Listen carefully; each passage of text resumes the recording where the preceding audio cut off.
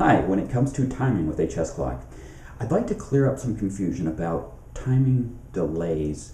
That is, when you make a move, there's a delay, so you have added time or you have extra time before your move. This prevents very rapid finishes to a chess game, and there's various other benefits to it as well.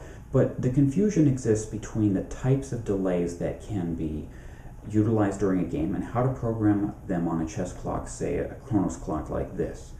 There's a Fischer delay, there's a Bronstein delay, and there's actually a regular delay that are often confused. So let's go into the details of how to set those and what they actually mean and how you can use those. Okay, this is how to access the modes on the Chronos clock, and let's talk first about the Fischer after timing. So you would turn off your clock or turn it on in setting mode, holding both buttons down, press the red button. Let's find CHP4.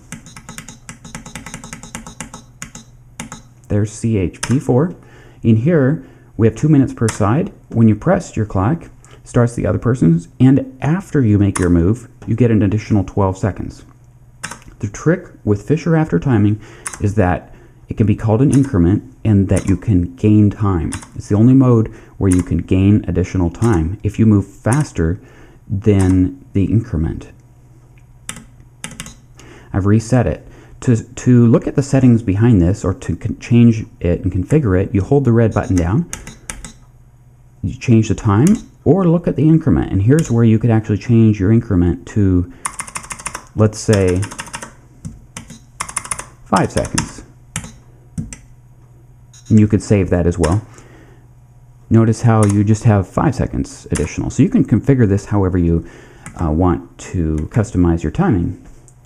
Again, that's mode CHP4, and it's called Fischer after timing.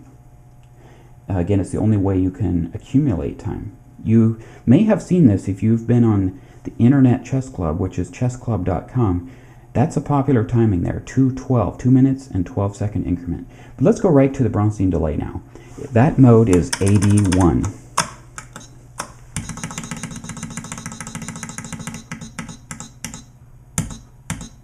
Here it is, AD1. Notice how we have 2 hours.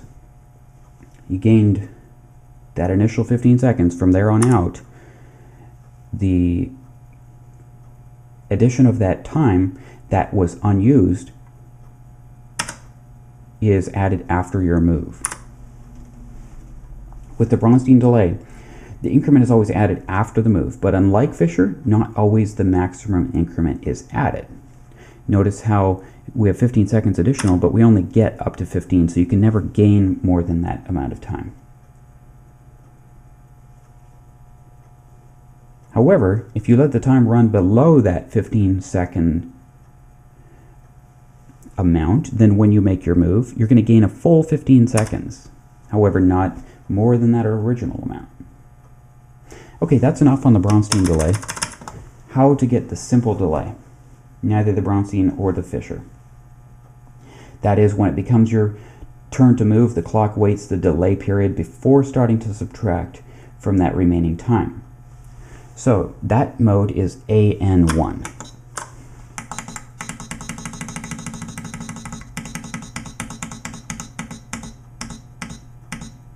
Here it is, AN1.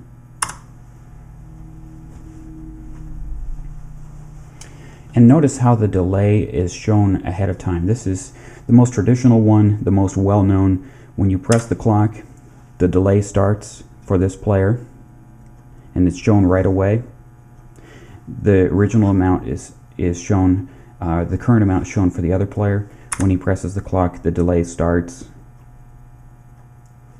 This differs from the Bronstein in that when the Bronstein is played, it's simply added to your time right here. So in effect, it's actually just a different way of displaying it. Because when it comes down to the end of the game, if you think about it, you're still getting that extra amount of delay time, and it's just a matter of whether it's shown before or after. So using those 3 modes, that's how you'll access them on this clock, and that should clear up the confusion about whether this clock can do it. The confusion really lies in the fact that the manual is very unclear as to how to access these modes.